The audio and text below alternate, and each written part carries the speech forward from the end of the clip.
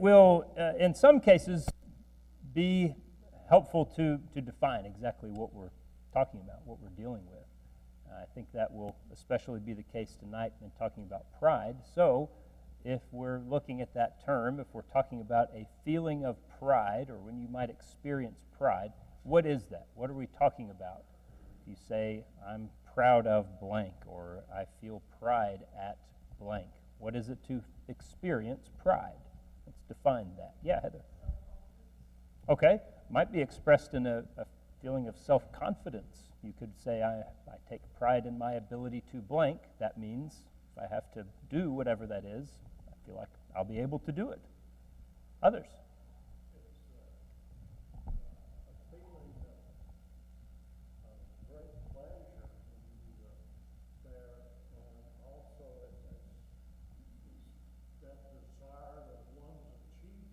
Okay. All right. Maybe you accomplished something. Maybe something you've been working hard at. You take first place in a 5K, or finish a 5K. Let's be more honest, more realistic. You do something that you wanted to achieve, you wanted to accomplish, and you did it, and you feel that sense of pleasure that you have done that, or maybe you've done it well, or whatever it is. And you say, I was filled with pride when that happened. Yeah, Gary? Okay. And in thinking about that, I wrote a feeling of elation or accomplishment, which is the result of one's own doing. Okay. And that's, that kind of defines it for most of the time.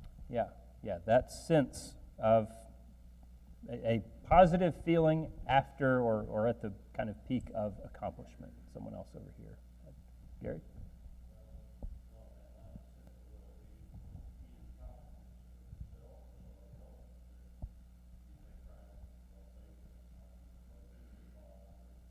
Okay.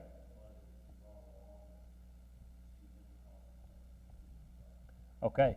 And maybe we might end up saying that there are some differences in types that we're going to look at, especially in just a moment. Maybe one of the key differentials between is it good or is it bad, and that's not as clear cut as that all the time, but one of the differences in who we're proud of. Is all pride in self? Is it always an inward turned feeling? Well, no, certainly not always. You're proud of your children. You're proud of someone that you've mentored, something along those lines.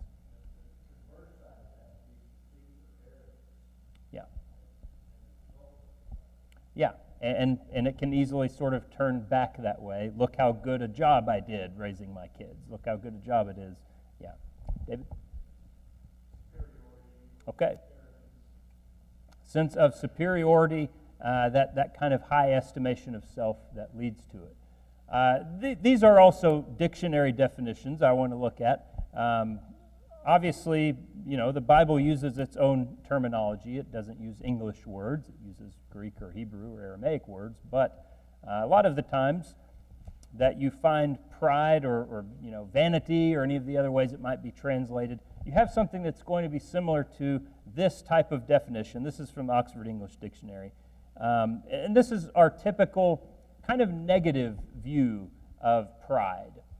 If you are criticizing someone for their pride, it might be in this way that you mean it. A high, especially an excessively high, opinion of one's own worth or importance, which gives rise to a feeling or attitude of superiority over others, an inordinate self-esteem.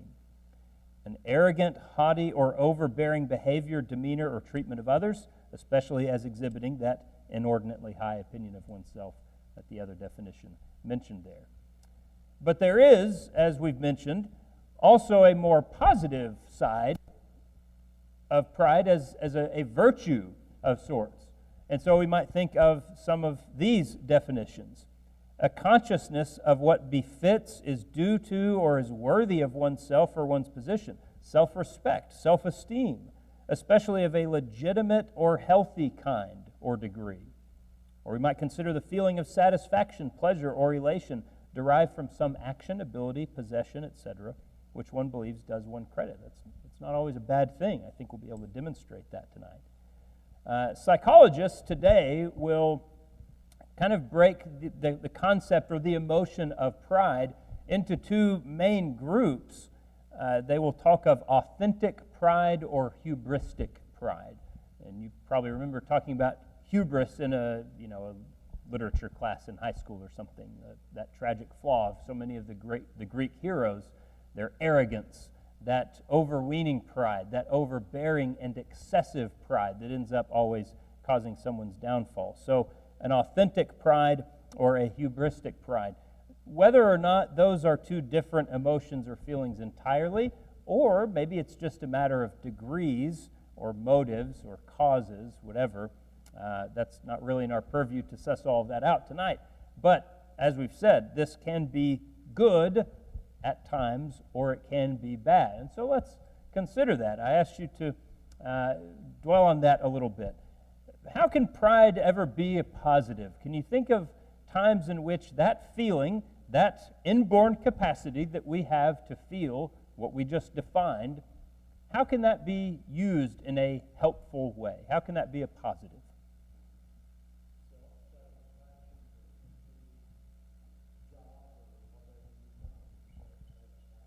Okay.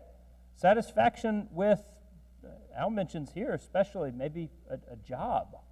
Something that we've done, something that was our responsibility to take care of, and we've done it. Maybe it's appropriate, maybe it is helpful to derive a good feeling, that feeling of pleasure after that has been completed. Yeah, Ron? An attitude of being thankful and proud of your employees. Okay. Pride in other people, as we mentioned a moment ago, very often going to have a good outcome to it. Did Tim or Steve?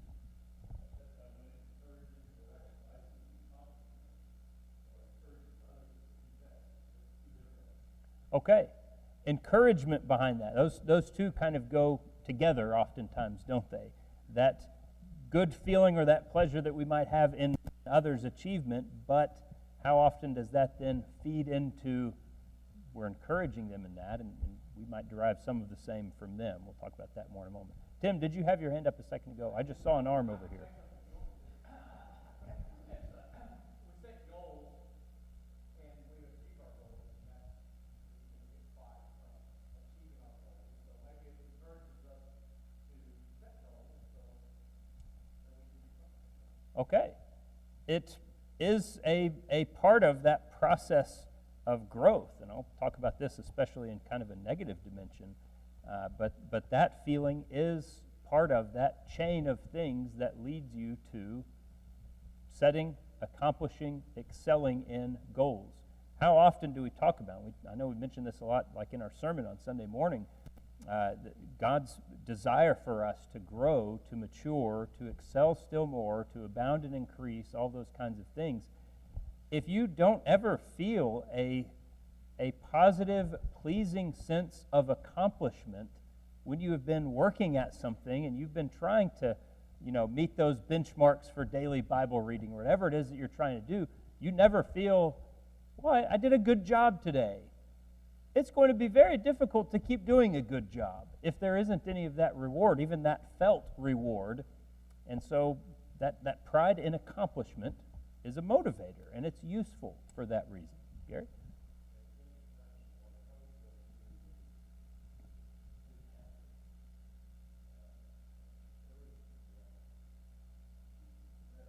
Yeah.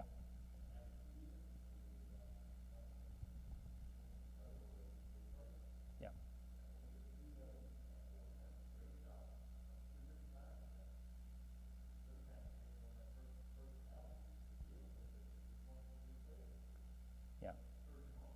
Yeah, motivated by a lot of different things, but that expression of pride from someone else can oftentimes serve as great motivation. I hope everybody in here have kids, grandkids, and great-grandkids. And I find nothing wrong with having big crowd.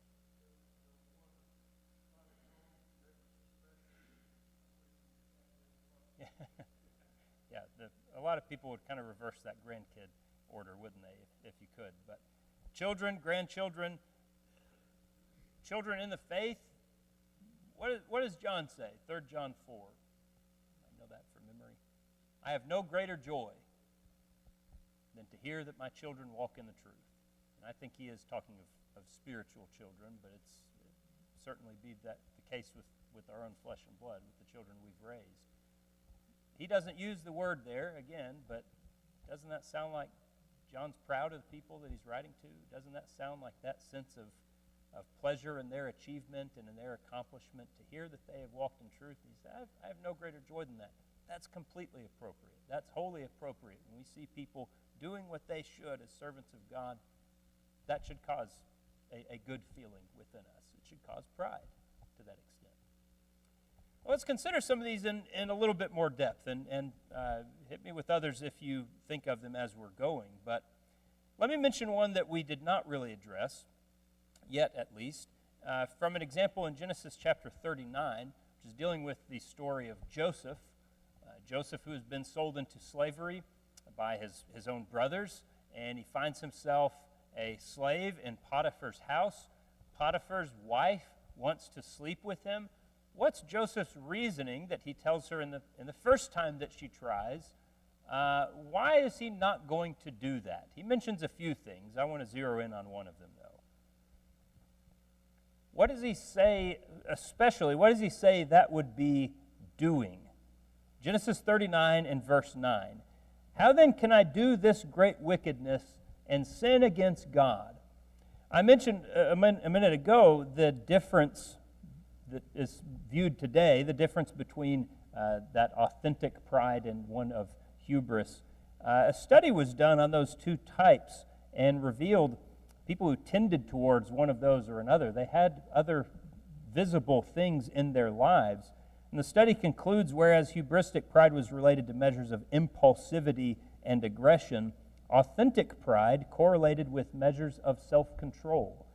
How often have you, or someone that you know, how often have you prevented yourself from doing something that was wrong because you felt that that was inappropriate for someone like you? And I don't mean, some person of great status, some person with a great reputation, something like that, but based on your view of self and your view of your status before God, the values that you were raised with, whatever it might be, you had too much pride to do X, blank, whatever it is. That prevents us from sin. It prevents us from bad decisions sometimes. Joseph here is refusing Potiphar's wife, and that springs from a measure of self-respect or propriety. Think back to one of those definitions we gave a minute ago. A consciousness of what befits or is worthy of oneself or one's position. Joseph took pride in his convictions about God. How can I do this and sin against God? If I love Jehovah and if I serve him and if I want to be the kind of person that he's called me to be, this is something that's not befitting that. I can't actually do that. And the same would help us to overcome a variety of sins today still, if we simply are able to take on that attitude. This is not worthy of a Christian. This is not befitting a Christian. Once again, that's not an arrogance. That's not a pride in oneself. That's a pride in God and who he has called us to be, that we take that seriously. And so that will serve us very well in preventing bad behavior. Wilson. Back up a verse in Genesis there, verse number 8. But he refused and said to the master's wife, Look, my master does not know what is with me in the house, and he has committed all that he has to my hands. Mm-hmm. First of all, Joseph looked at this as being fully trusted, completely trusted in everything. Yeah. And that wasn't good enough for her. She didn't mind if she violated king's ruling. Yeah. And then he went into verse 9 and Yeah. said, how could I do this and sin against God? Yeah. Several reasons why this is a bad idea in Joseph's mind. Yeah. very, very well grounded in his mind on why this is a bad idea. Several of us mentioned the idea of a pride that takes pleasure in others' achievements or character. How often does Paul write to various churches, whether it's Thessalonica, like we've been studying? We saw several instances of this in those two letters. The Corinthians received some similar things, not as much, and they had so many trouble. I think Colossae gets similar treatment, where he talks about boasting about them, or he talks about some pleasure that he took from hearing about their faith and their growth. Once again, that is wholly appropriate. It's not being proud of ourselves. It's being grateful when we see others excelling, whether it is our children or someone else. That warm, positive feeling, that pleasure that we feel from knowing that someone is doing what is right and that they're continuing to do it and that we can count on them to do that. Doug, did you?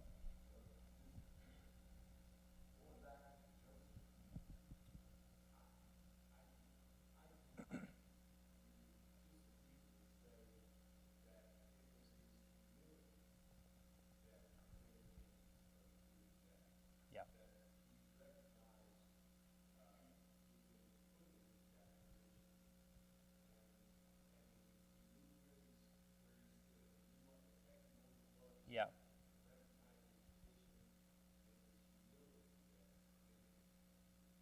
Yeah. A personal humility, recognizing this is not my place, and humility is good at keeping us from transgressing beyond where we should be. David.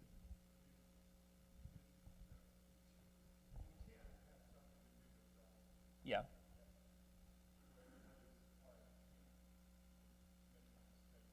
Yes. And that's kind of what I mentioned at the beginning. Maybe it is oftentimes just a matter of the degree to which we feel that pride, or how it's expressed, what its motive is, why we feel that way. For instance, there in talking about how we feel about others or about others' achievements, Gary talked about, you can have that be a source of arrogance. If you think, well, okay, because I taught this guy and he became the greatest mind that ever has lived on this earth, well, don't I get some credit for that? He wouldn't be there without me. Or is it simply something that we're pleased to have been a part of, and we're glad that they made the most of themselves and that they are using their talents in the best way, whatever it might be?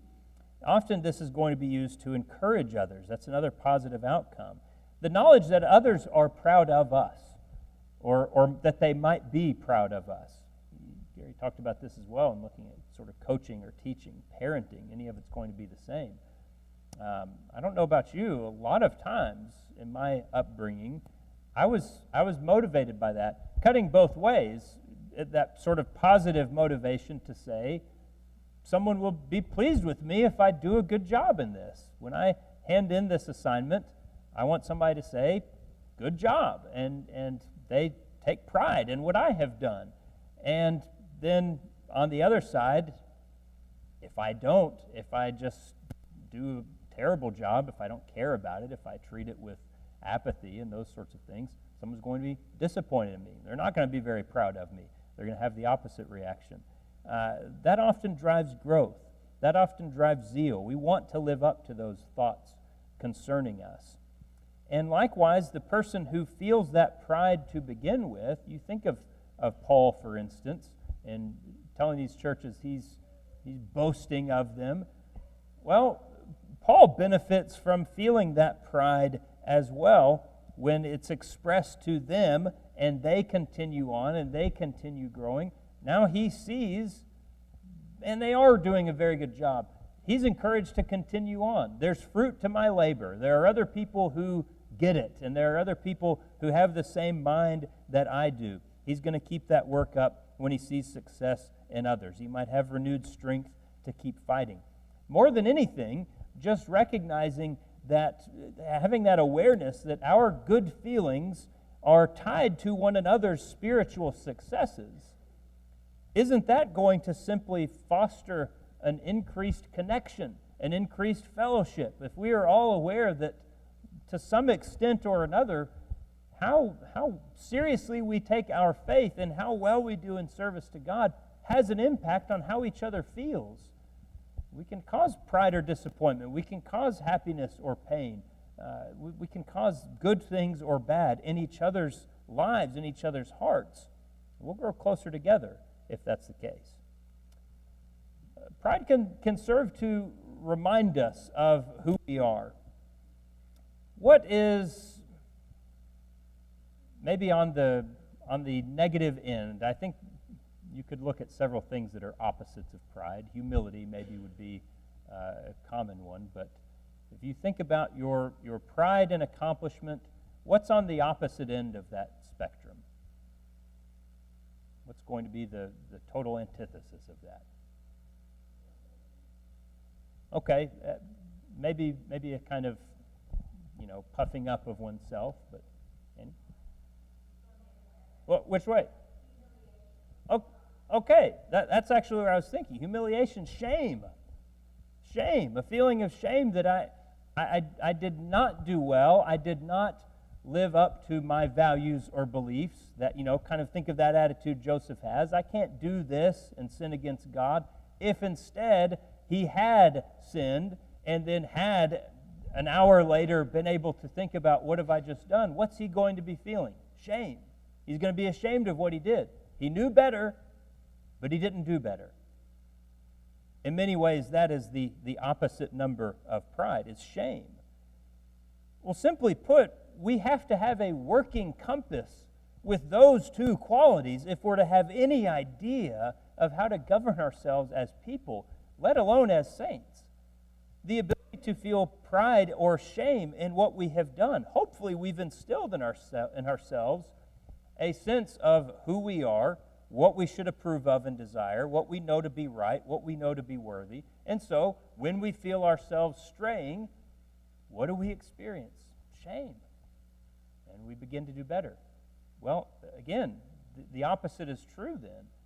If I am experiencing pride after a day's work, if I'm experiencing pride after a service of worship to God, recognize again, I'm not talking about this puffed up, arrogant egotism, but if I feel we've done what we should have today, I was glad to be a part of what we have done. I believe I did the right thing in honoring God as I did today, whatever it might be. That means I'm going to continue doing that. When we stray, we feel shame. When we stand fast, we feel pride. Think of Paul's statement in Romans 1 and verse 16. Another kind of famous one, memory verse type verse. What does Paul say? I'm not ashamed of the gospel of Jesus Christ. What's the opposite of that? I'm proud of the gospel of Christ. I'm proud of who my Lord is. I'm proud of what he can do for people like me. Pride is confidence in God. And we should have confidence in who we are and what we believe. It's rightness. It's goodness. It's appropriateness. And so that pride can remind us of who we are. A couple more, and then I'll move on to our next idea. Pride can help us gain an accurate view of ourselves before God. A lot of it revolves around that. Pride, humility, those sorts of concepts are all almost innately tied in self-perception, just how we view ourselves. And we looked at that a lot kind of from the negative perspective as well. An unrelenting hatred or spite of self is not consistent with God's view of us. If we are so careful to avoid pride that we fall into the mindset that nothing I do is ever going to be good, nothing I do is ever going to be worthy, nothing I do is ever going to be anything that would be considered above a grain of dirt. It's just all trash, it's all garbage. I'm trash, I'm garbage. There's nothing that I can do that is possibly good, and we just kind of feed that self-loathing, lowly worm attitude. That's not consistent with God's view, with the biblical view of man. God regularly depicts his people as having the capacity to be clean before him, Take Joshua, get him out of those dirty clothes, and put him in clean garments in the book of Zechariah. Regularly, we see God viewing man as having the capacity to come before his presence boldly. Regularly, we see God describing men who are born with the ability to be pleasing in his sight, that we can do things that God is proud of, we might say, that he is pleased to see in his children. An appropriate view of our self-worth as determined by God can only increase our gratitude to him for making us this way. We gain the understanding, thanks be to God only, that I can feel any sense of pride before him. Mentioned there, certainly, we are perpetually unworthy in some sense, but we are also wholly worthy of what he bestows upon us. He is the one who deems us so. If we are fit for eternity alongside Christ, which we are, if we are found in him, we can and should take pride in the Savior who makes us so, and try to live up to that calling, to make ourselves worthy of that calling and walk in such a way. But we need that accurate view of self before God, not going too far to one side or to the other. I think a lot of Christians might struggle with this. Ian?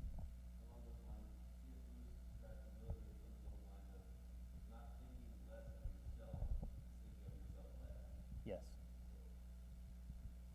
I like that way of looking at it. We don't reach the point of humility or this kind of, godly loss of pride simply by just heaping scorn on ourselves perpetually, always, only. Rather, it is just in simply saying and recognizing I'm not at the center of any of this. I think of God more. I think of my fellow man more. I think of my brother more. And that's going to be the key to it. One final positive here I'll mention is excelling in our tasks. When we have worked heartily at our jobs as to the Lord, when we have served the church in some capacity, it's appropriate to take pride in our work. And I say that for a couple of reasons. One, it should be work that we have tried to do well. It should be something that, and we use that phrase a lot of times. You finish an assignment or whatever it is, and maybe you ask yourself, or your boss or your teacher asks you, is this going to be something you were proud to have handed in? Well, if I did a good job, then I'd have to say, well, yeah, I did my best. It may not be the greatest thing in the world, but it's the best that I could do. And that is how we should approach the tasks that are before us. And we should recognize that there are some things that we can do well, that we have been created with certain talents and abilities. Pride helps us to avoid that shortcoming of Moses and a few other prophets after him, I would say, who, when God first comes to Moses and he says, all right, got a job for you, you're going to go to Pharaoh, you're going to do this, do that, what does Moses say? No, not me. I can't talk. I'm not a public speaker. You want somebody else. You got the wrong guy. And maybe we take on that attitude sometimes in this sort of mythical quest for, well, I'm just going to be humble. That means I'm the worst. That means I'm worthless. That means I don't have anything to offer. That's not humility. That's foolishness. And pride, a healthy pride, might help us avoid that and not devolve into a series of I can't arguments where sometimes we say, look, I'm pretty good at this, so I'm going to handle this. I'm good at encouraging people. I'm going to go do that.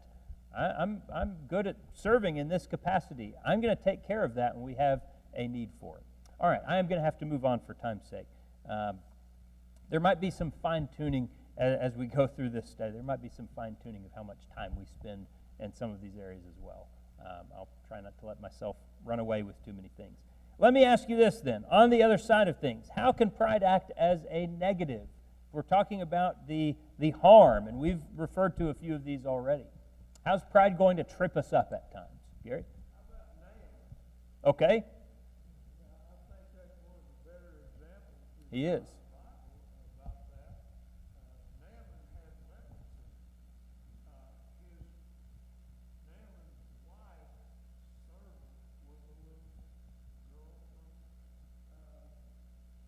From Israel. She told her mistress about the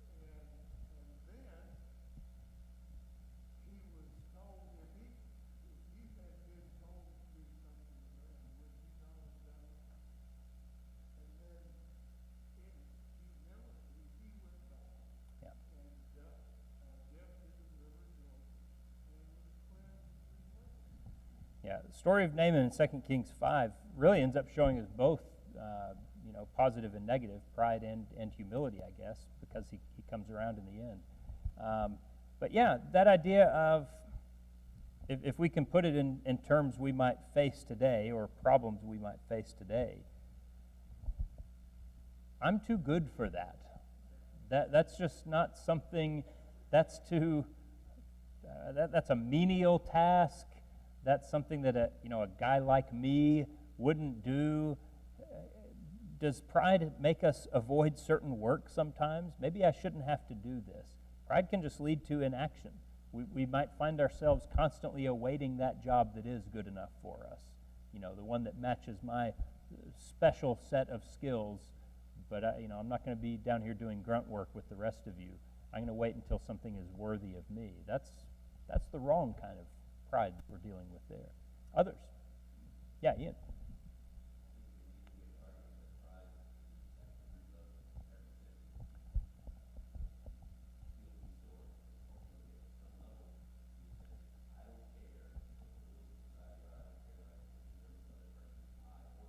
Yeah.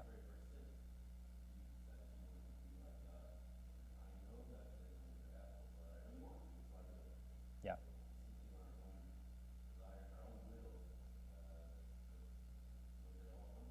Okay, it is very hard, maybe impossible, to find a sin that isn't rooted in selfishness of some kind. That isn't, I deserve this, I want to have this, I know it might not be the right thing to do, but I feel better when I do it, whatever it might be. It is almost always selfish. That, as we said, that's what pride is. That's what pride is doing. This negative kind that we're looking at, that kind of arrogance says, what I want is more important than anything else. David?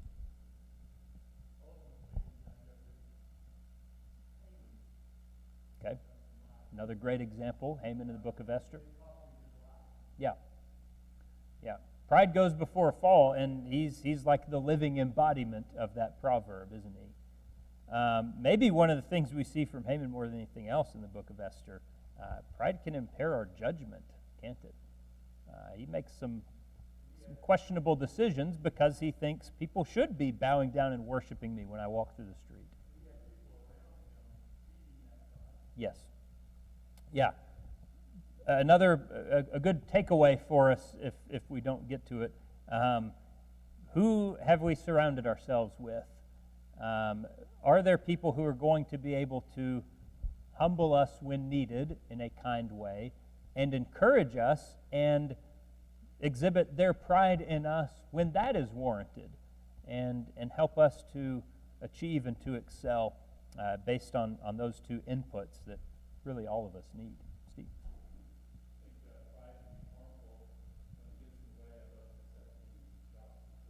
Okay.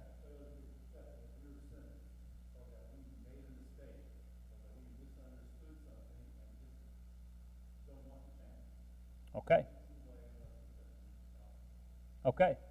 You can't tell me that I've sinned because I'm too good to sin. I always have an excuse for why I've sinned.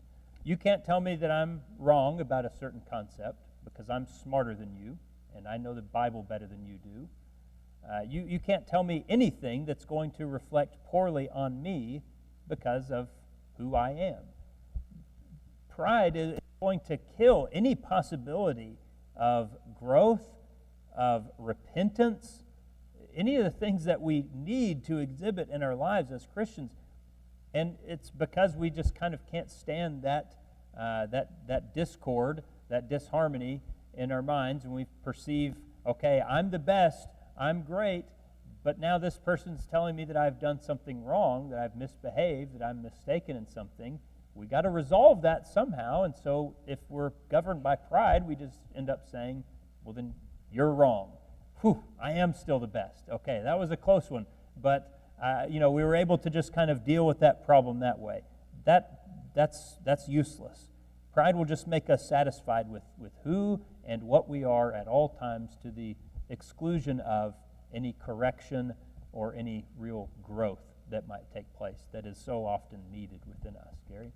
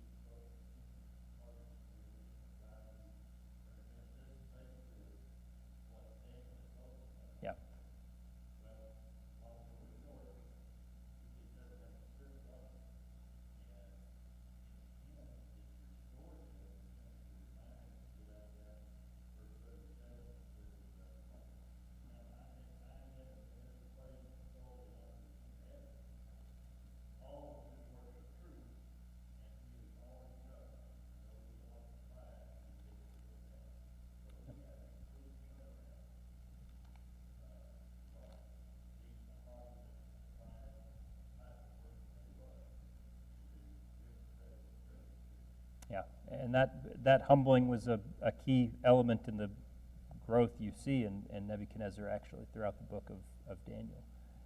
Yeah, Mike. So pretty much everything we talk about that could be helpful with pride, they've taken too far, not how Yes. could they be helpful. Like Luke 18, when the Pharisee tax collector goes to pray, the Yeah. Pharisee was praying about things he had done to be holy. Just 15 minutes ago, we were talking about how that's something to be proud of. The work you do for the Lord is something to be proud of. Right. However, he took it too far and made it about himself, elevated himself instead. I think we can fight for him. Yeah. No, very, very well said and a good point. There is, with any of those, positive uses, there is that tipping point. And again, as we said at the beginning, maybe just simply a matter of focus and how it's directed. I would clarify, I guess, with any of those first things we were talking about, it does not need to be self-interested. It should really be looking at a good that is beyond us. But when you reach that point where it is making you too pleased to see that success, that whatever good outcome it is, when that's something that just puffs you up and is going to start leading to some of these other outcomes that we see as well. Let me mention one more kind of big one before we do run out of time. Pride is always, or at least almost always, a dual action, this negative kind of pride that we're talking about. Very, very rarely do we just elevate our view of self. And, I'm proud, that means I think I'm really good. What almost always happens in the same process, I think you're not very good. It's not just that I'm better, it's that you're worse. And we see this, again, there would be many biblical examples. Think of the Pharisees oftentimes in their view of the sinners and sort of the mixed multitude, the people that they saw around them. They're not us. They're not Pharisees. They're not good like I am. And so this is very frequently compounded. An elevated view of self, an unfairly lower view of others. That leads to this generally negative, unloving view of everyone around us. My sins are mitigated, and yours are expanded and blown up into worse things than they ever actually were or need to be. I think of the parable of the unforgiving servant who is forgiven the debt by his master, goes to find another servant who owed him a few bucks and throws him into the debtor's prison, turns him over to the torturers. And he gets called exactly what he is. You wicked servant. That is wickedness. And it's born of that kind of pride. Those two things are linked. Pride usually lives in unfair comparisons like that. Another bad outcome from this is simply an alienation from others. Often it is just a practical effect caused by pride, as much as it is an intrinsic part of the vice itself. But who likes being around arrogant, haughty people? I'm seeing a lot of heads shaking and people going, I don't. I don't like being around somebody who thinks he's God's gift to the world. I don't like being around that. You're going to have people distancing themselves from you. We're naturally averse to that. Not to mention, pride is a key ingredient in strife and division among any group, including the church. If I want my way to be done and I'm not willing to compromise on that, and we've got to do things my way, we've got to listen to my input, we've got to start getting on board with the direction I want the church to go in, or whatever it is. That's why Paul is always, in his commands about how you need to interact with each other, be humble, prefer one another, esteem one another more highly than yourselves. When he's talking about differences in things like eating meat sacrificed to idols or whatever the problems were they were dealing with in the first century, think of the other person when you're dealing with those. It's not just my way or the highway. You have to consider the other person. When we don't do that, when we're proud, that's poisonous to any relationship we have, and is definitely going to be the case in the church. All right, I have run out of time. There were other things we could look at, but I'm going to let it go. We can get to them at another time if we have the opportunity. Thank you so very much for your comments tonight. your participation. I hope that this has been useful to think about. As we mentioned last week, what's the overarching point in all of this? To understand those feelings that we all have, that you're going to feel pride in something. Let's begin thinking about and trying to understand, why do I feel this way? And is it helpful? Or is it something I need to be wary of? That will make us better servants of God, is my hope. All right, thank you very much. We'll continue next week.